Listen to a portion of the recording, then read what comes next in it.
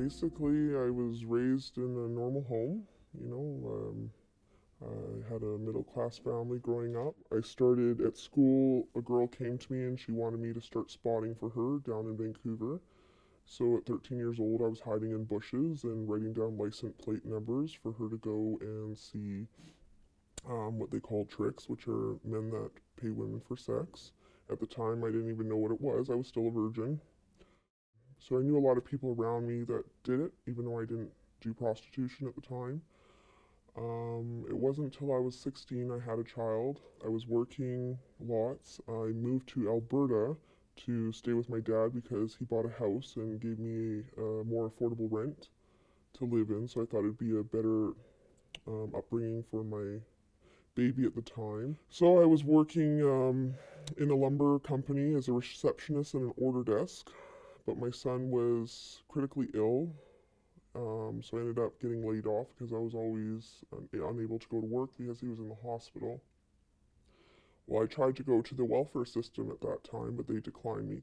I didn't know anything about unemployment. No one wanted to hire me because I couldn't find daycare, because I was bringing my child with me.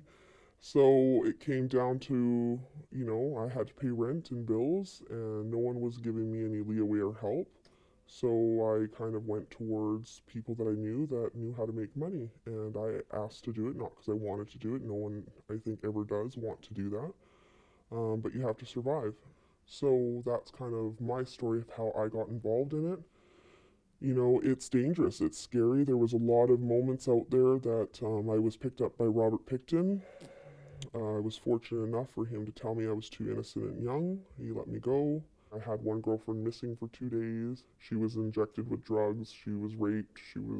All kinds of horrible things happened to her. But I'd like to be able to just help other women to understand that, and families to understand that this happens to anybody's children. Like, I know a lot of people want to say it's because people are poor, because of this and that. Like, no, just no. It's in every school. You're going to know somebody out there, and if you ever get put in a situation where you need money and you know that that's there, it's always going to be an option in the back of your head. I could have went on unemployment. I could have paid my bills that way. Like, there's always an option. But again, there just wasn't, I didn't know about it. If I had someone there that I could have called to walk me through and get me that help, then definitely I would have called. Like, I just didn't have the support.